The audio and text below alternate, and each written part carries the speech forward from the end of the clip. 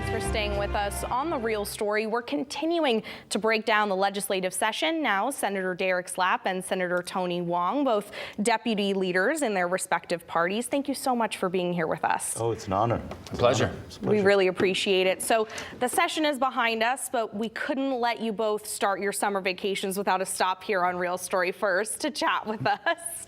So you've both been busy in the chambers. We'll start first with breaking down the budget deal. Down to the wire, some historic bipartisanship here, 800 plus pages. What impacts do you hope residents here in Connecticut will see from the budget bill? Senator Hwang, we'll start with you. I think it began in January when we as a legislative body voted to put in the guardrails of bonding and spending as a cap, and that kind of guided us in this process. And as we went through the budgetary process, our priorities were in place with the guardrails, but nevertheless, budget's about priorities. And for us, it was about affordability. And tax cuts became front and center, but we also looked at critical elements related to education, related to our social safety net. Special education got a special interest in that regards. So it is about priorities, but nevertheless, affordability was a critical element, and the tax cut is something that we can all be very, very proud of. Yep.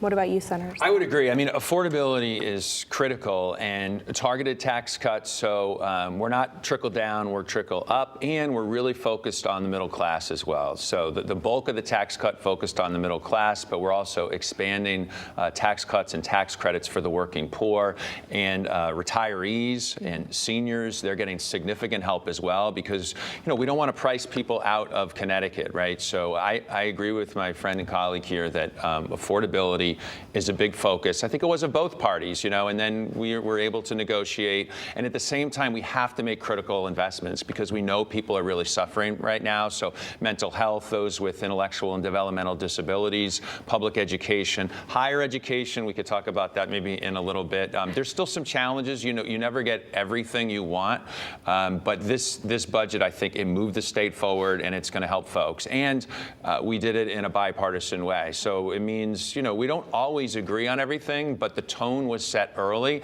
that we listened to each other. And we don't want to be dysfunctional. We don't want to be like Washington, when people look down there and they're cynical about their government. I think we want to say, we're going to listen, we're going to try to work together.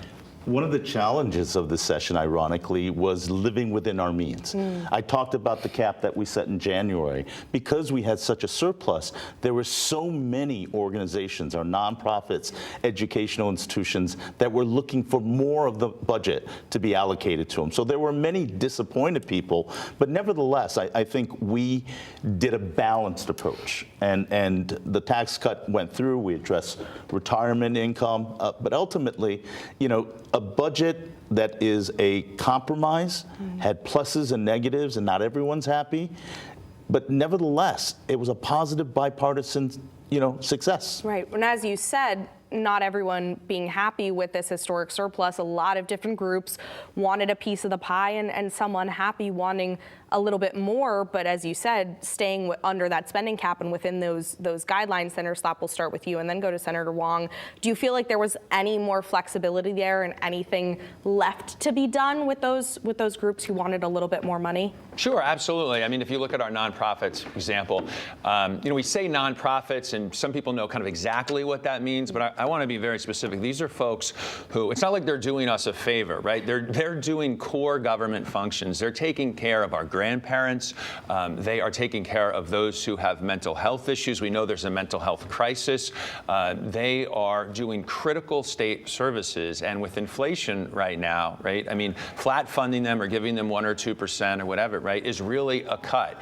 And so we want to make sure that it's not just about the people providing the services, but it's about the people who are receiving them. And we need to make sure that there's access to those services. So that's one place I wish we could have done more.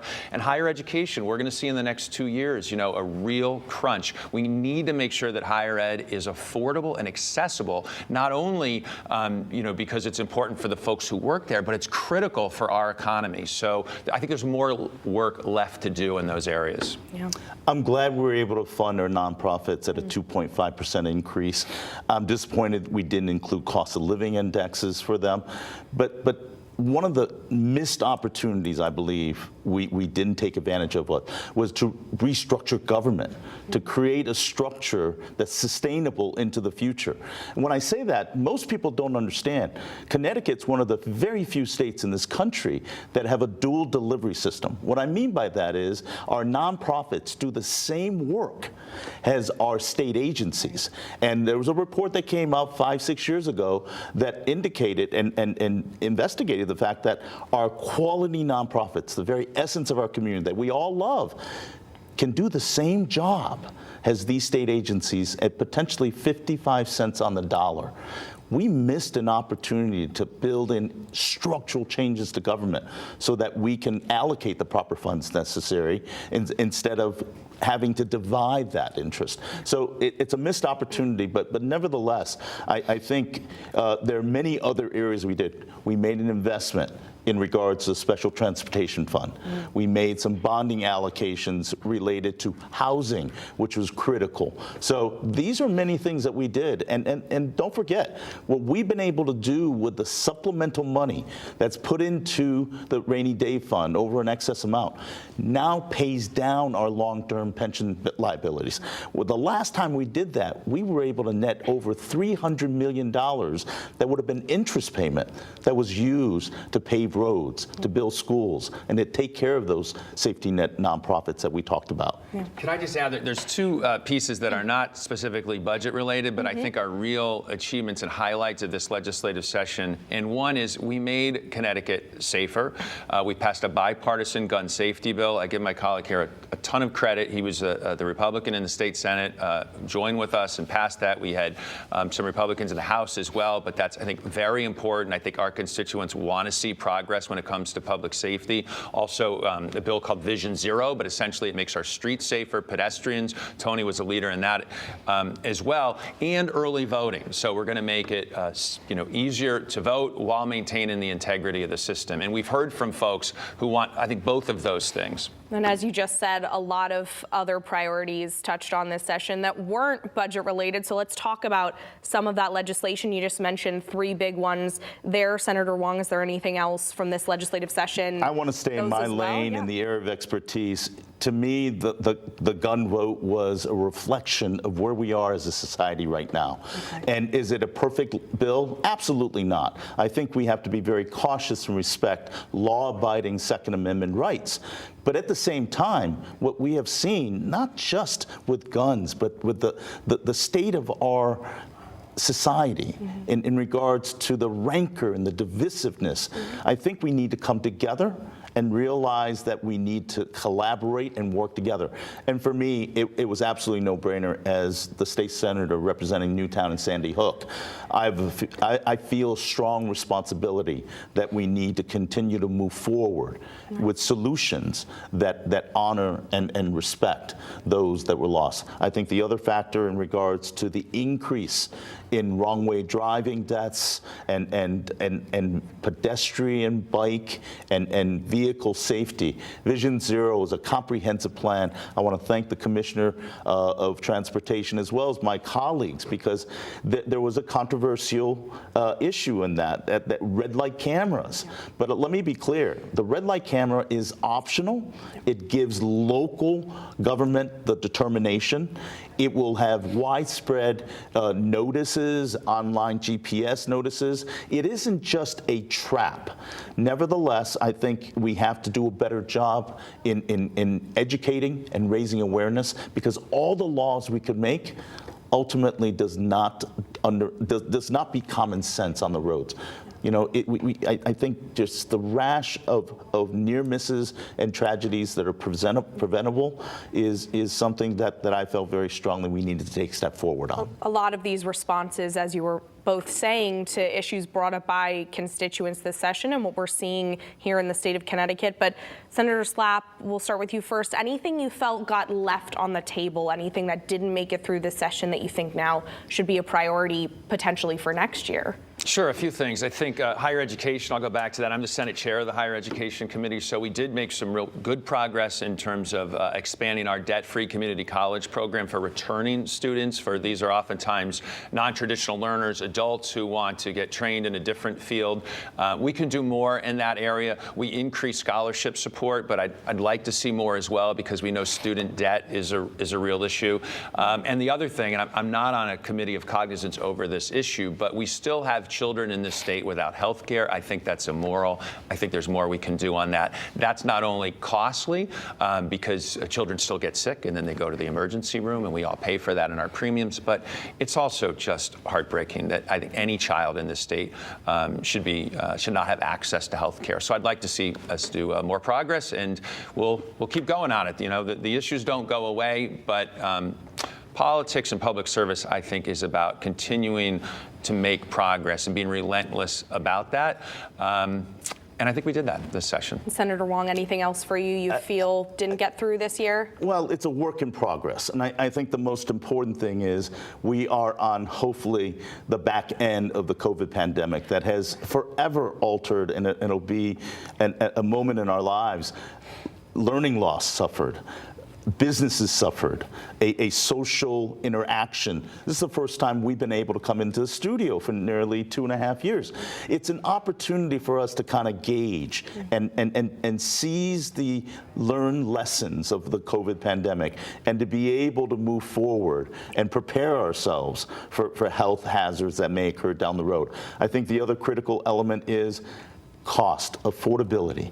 We need to be vigilant. This tax cut is a start, but we need to build, as I said earlier in regards to our nonprofits, we need to build a structural change to government, increase efficiencies. And I want to give a big compliment to the DMV, because one of the transition from COVID is the fact that DMV may possibly be a positive experience because the utilization of technology. And the last thing I'll leave is we made some inroads in understanding the world that we live in, and is driven by technology, by social media. And we did some really innovative work, first in the country in regards to data privacy, but also social media impact on our young to protect them. So I think that's something that we need to continually develop and learn. And I'm excited that we as a legislative body collaborate and work together on that.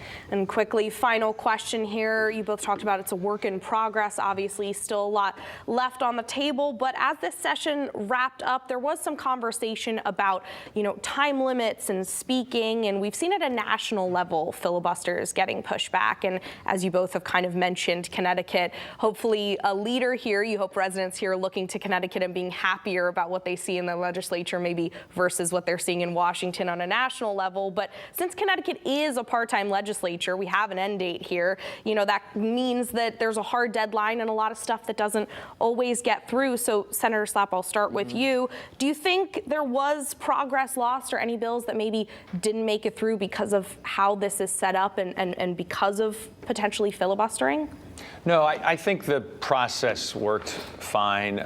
It's difficult for us to get to bills earlier because we have a lengthy public hearing process, which is an important process. We want to make sure Absolutely. that the public is engaged.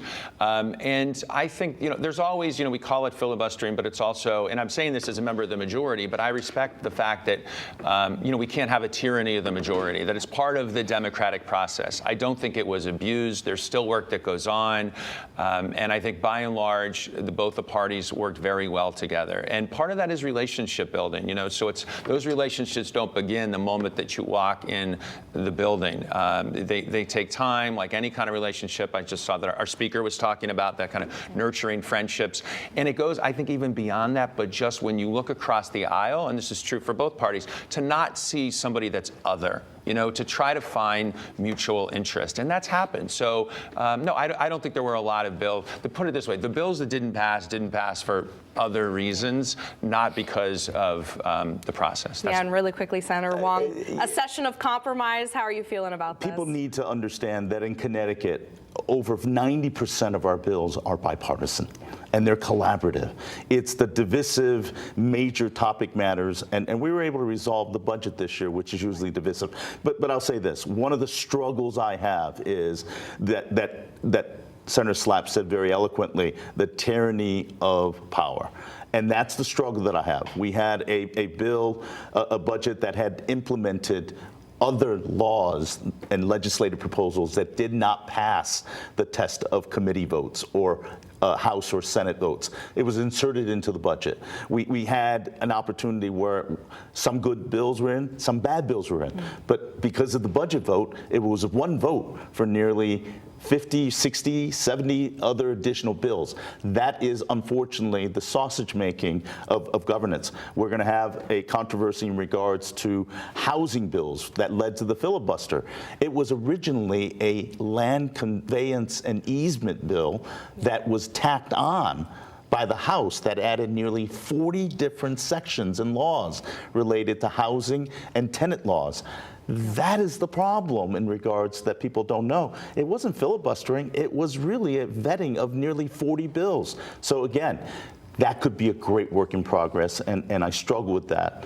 But nevertheless, I'm proud of the session that we had this year. Absolutely, a lot accomplished in a short time here. And unfortunately, on topic, that's all the time we have here, but I appreciate you both again for being with us. Thank you so much. Of course. Well, that does it for us on The Real Story. If you want to watch these segments again or more in-depth legislative coverage, you can head to fox61.com.